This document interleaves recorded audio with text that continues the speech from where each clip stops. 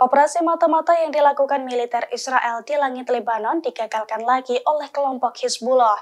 Pada Minggu 5 November 2023 kemarin, kelompok perlawanan Islam Lebanon tersebut menembak jatuh pesawat tak berawak milik rezim Zionis. Drone canggih Israel itu pun hancur lebur akibat serangan tersebut.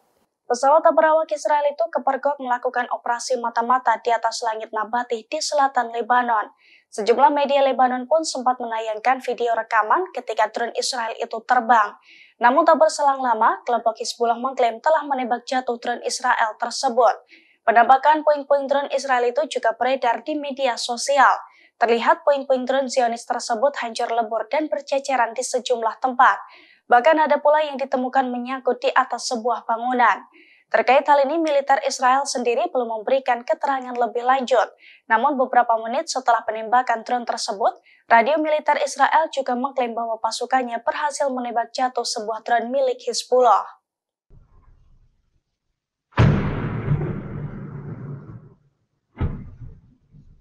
Kelompok Hizbullah kembali meluncurkan serangan secara membabi buta ke arah Israel pada Minggu 5 November 2023. Setidaknya ada sebanyak 10 roket yang diluncurkan menghantam wilayah Israel Utara. Akibat serangan tersebut, satu orang dinyatakan tewas dan sirine roket terdengar meraung-raung di perbatasan utara Israel. Serangan dari Hizbullah tersebut diungkapkan oleh juru bicara IDF pada Minggu malam. Pasalnya, rentetan rudal dari Lebanon tersebut menghantam beberapa lokasi, termasuk kendaraan di dekat pos militer Susan di Israel Utara dan menyebabkan sebuah kebakaran. Pemerintah kota Kiryat Sioma juga mengatakan bahwa sebuah roket mendarat di jantung lingkungan sipil di kota paling utara. Dalam sejumlah video yang beredar, ledakan-ledakan besar pun tampak beberapa kali menghujani wilayah tersebut. Terkait hal ini, IDF mengkonfirmasi peluncuran roket dari Lebanon itu. IDF juga mengklaim telah membalas serangan tersebut dengan tembakan artileri ke arah Lebanon.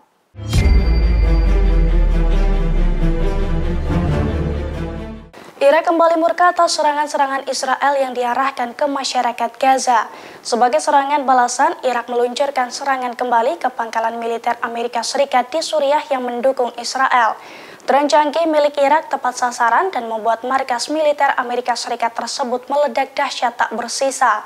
Hal itu dikonfirmasi oleh kelompok perlawanan Islam Irak pada Minggu 5 November 2023. Kelompok Irak tersebut mengatakan bahwa pasukannya sengaja menargetkan pangkalan militer Amerika Serikat di desa Tel Baidar, Suriah. Pihaknya juga mengklaim bahwa serangan drone tersebut tepat sasaran. Mereka juga mengunggah video rekaman detik-detik pesawat tanpa awaknya diterbangkan ke arah pangkalan militer Amerika Serikat di Suriah. Di sisi lain, sumber lokal di Irak dan Suriah menggambarkan bahwa pangkalan militer Al-Sadadi yang diduduki pasukan Amerika Serikat di Suriah dihantam roket. Diketahui sebelumnya dalam beberapa waktu belakangan, Irak memang menargetkan pangkalan militer Amerika Serikat di Suriah.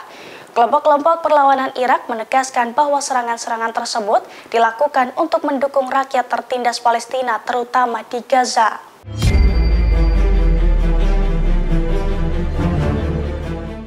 Iran melakukan operasi gabungan dengan Taliban untuk menggagalkan infiltrasi agen Mossad Israel. Dari operasi tersebut, Iran mengklaim telah menangkis drone Israel yang menargetkan wilayah timur negara tersebut. Teheran juga mengatakan bahwa pihaknya berhasil menangkap 3 agen Mossad yang menjadi mata-mata Israel. Hal itu diketahui dari sebuah laporan kantor berita resmi Republik Islam atau IRNA. Dalam laporan itu disebutkan bahwa drone Mossad berhasil dicegah di wilayah timur Iran yang terletak dekat perbatasan Afghanistan pada Minggu 5 November. Operasi gabungan Iran-Taliban juga berhasil menangkap 3 agen Mossad, di mana ketiganya diduga berencana melancarkan serangan drone bunuh diri ke arah Iran. 3 agen Mossad itu pun disebut memiliki kewarganegaraan Iran. Ketiga agen itu akan segera diserahkan oleh otoritas Taliban ke Iran. Namun hingga saat ini, para pejabat Israel belum memberikan komentar apapun mengenai laporan tersebut.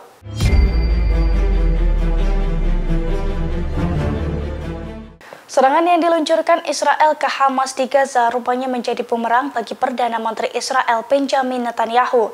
Netanyahu justru kehilangan dukungannya dari warganya sendiri.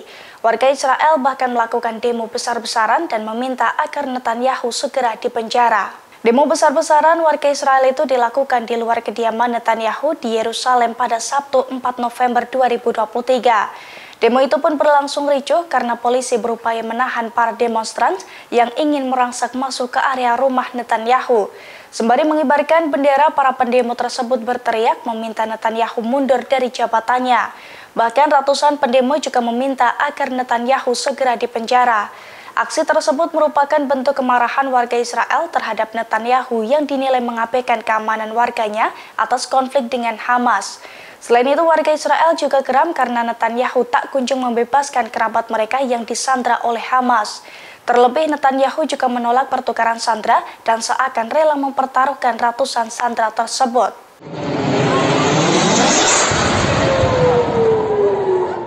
Sistem pertahanan Iron Dome Israel mendadak mengalami malfungsi. Rudal yang ditembak ke arah rumah sakit Shifa di Gaza justru berbalik arah dan meledak di Tel Aviv. Akibatnya rudal tersebut menghantam rumah sakit di Israel. Kerusakan Iron Dome tersebut menjadi bumerang bagi Israel. Dari sejumlah video yang beredar, rudal yang awalnya diarahkan ke rumah sakit Shifa di Gaza justru berputar balik. Rudal jelajah pintar tersebut membentuk huruf U lalu berputar arah.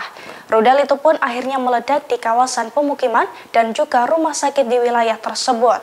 Aktivis pejuang kemerdekaan Palestina Sarah Wilkinson menyebut akibat erornya Iron Dome ada korban jiwa yang jatuh di Tel Aviv. Namun ia tidak memberikan informasi lebih rinci mengenai korban jiwa tersebut.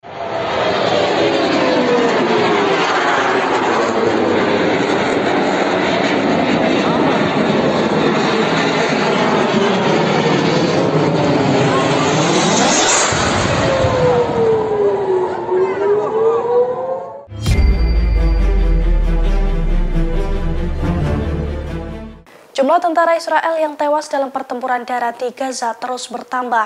Pada Minggu 5 November 2023, IDF kembali mengumumkan kematian salah satu tentaranya. Sersan Sahar Cohen Miftah, bagian dari Korps Lapisan Baja Batalion 401, tewas dalam pertempuran di Gaza Utara. Kematian Miftah ini menjadikan jumlah tentara yang terbunuh sejak invasi darat dimulai menjadi 30 orang. Selain Miftah, IDF juga mengatakan bahwa seorang tentara dari Batalion 202 Brigade Pasukan Terjun Payung terluka parah dalam pertempuran di hari Minggu kemarin. Selain itu, kerugian di sisi Israel juga terus meningkat.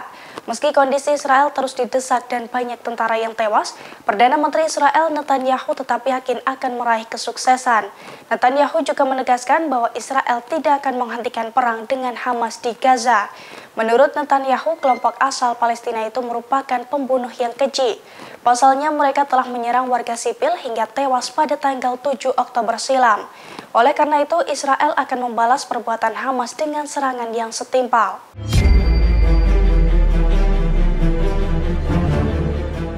Selama 3 hari berturut-turut, pangkalan militer Amerika Serikat di Irak dihujani dengan drone dan roket.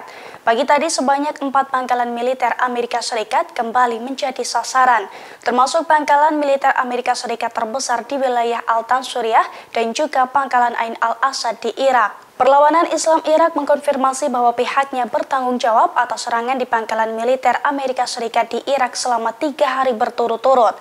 Terakhir pagi tadi, perlawanan Islam Irak juga menargetkan markas militer Amerika di sekitar Bandara Erbil dengan pesawat tidak berawak.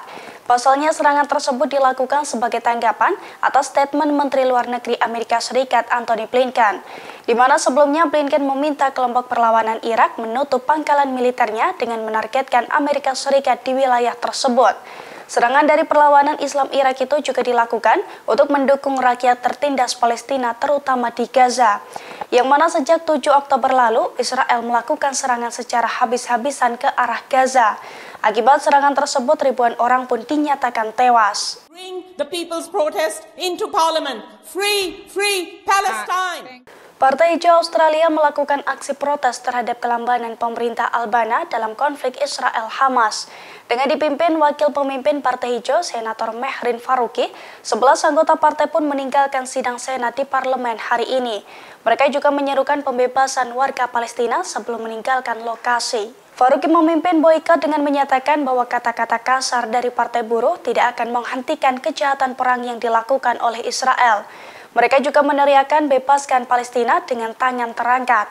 Boikot tersebut dilakukan setelah Faruqi bertanya kepada Menteri Perdagangan Don Farrell yang tidak kunjung melakukan gencatan senjata. Di Senat itu, Faruqi tampak mengenakan sorban hitam putih di bahunya. Ia lantang menyebut bahwa Israel membombardir Gaza, menargetkan warga sipil dan melakukan kejahatan perang untuk dilihat dunia. Dalam kesempatan itu, Faruqi juga menyentil partai buruh yang turut menolak gencatan senjata. Faruqi menilai bahwa koalisi tersebut bangkrut secara moral terhadap Palestina dan pengecut yang tidak berperasaan.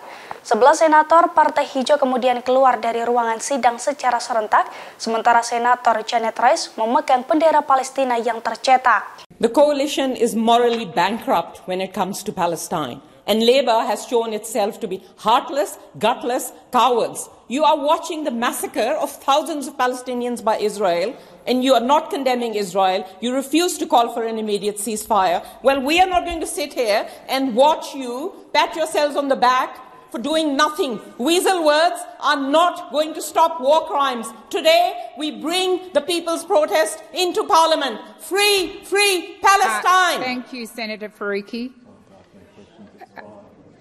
Minister Farrell, that was a statement, so... Order, order, Senator Hanson. Order, order. Senator Sheldon. Did you want to respond, Minister? Sorry.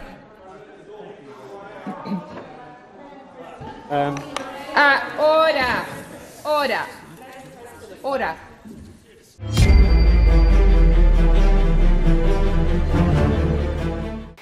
Di tengah konflik Israel-Hamas, sosok Ahed Tamimi menjadi sorotan.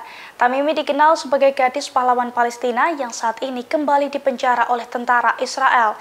Ia ditangkap di tepi barat setelah dituduh menghasut kekerasan dan menyerang pasukan pertahanan Israel atau IDF. Sosok Ahed Tamimi merupakan seorang aktivis terkemuka Palestina. Gadis 22 tahun tersebut menjadi ikon pejuang Palestina sejak usia 14 tahun ketika ia menggigit seorang tentara Israel, di mana saat itu ia berupaya mencegah para tentara Zionis untuk menangkap adik laki-lakinya. Beberapa tahun lalu Tamimi juga sempat viral karena mendorong, menendang, dan menampar tentara Israel yang bersenjata lengkap. Pada tahun 2018, ia juga sempat ditahan selama 4 bulan atas 4 tuduhan penyerangan terhadap tentara Israel. Ia juga disebut telah menghasut dan campur tangan terhadap pasukan tersebut. Kini ia kembali ditangkap oleh militer Israel karena dicurigai menghasut kekerasan dan kegiatan terorisme di kota Nabi Saleh. Karena berbagai aksinya itu, potret besar Tamimi pun dilukis di tembok pemisah Israel dengan tepi barat di dekat Yerusalem.